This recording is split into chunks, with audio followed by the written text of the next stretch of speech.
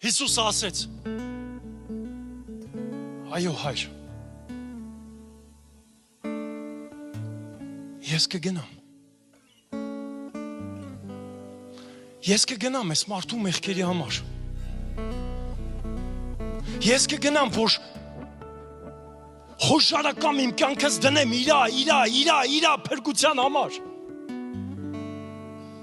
Ես կգնամ եւ հետո շարունակության մեջ ասում եմ, բայց Աստված, ոչ թե իմ կամքը լինի, այլ քո։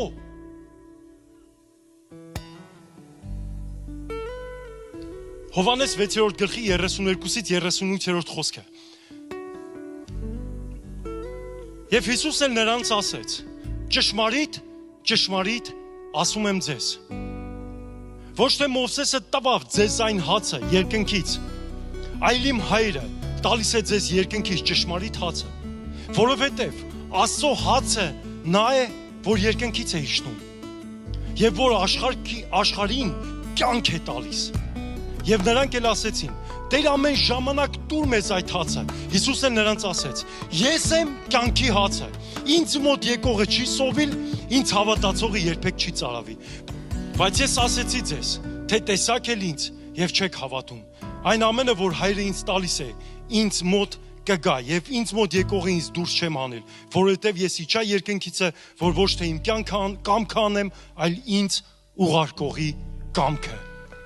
Ես երելիս ես ամենը կարդալով մի բան ենք հասկանում։ Երբ որ Հիսուսին պետք էր, երբ որ իրա 40 օր եւ 40 գիշեր ծոմից հետո իրան պետք էր, որ քարը հաց դառնար, ինքը չուզեց, չաղոթեց, բայց իրան մարմինը հաց դառավ, որ այսօր ես ու դու փրկվենք։ Հիսուսը քարը հաց չսարքեց, բայց իր մարմինը հաց դառավ իմ ու քո փրկության համար։